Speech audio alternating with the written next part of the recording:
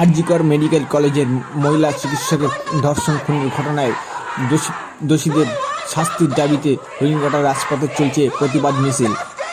তো টোটালটাই আমি আজকে এই ভিডিওর মাধ্যমে কিন্তু তোমাদের তুলে ধরছি।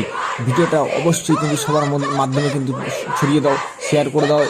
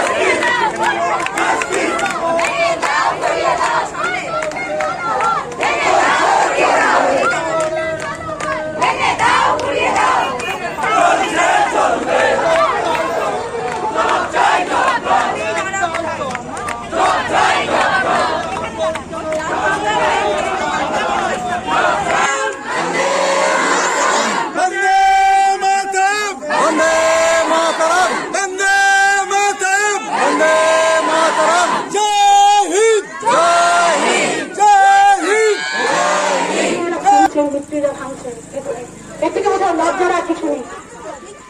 এটার জন্য সত্যি সবাই মিলে ধিক্কার,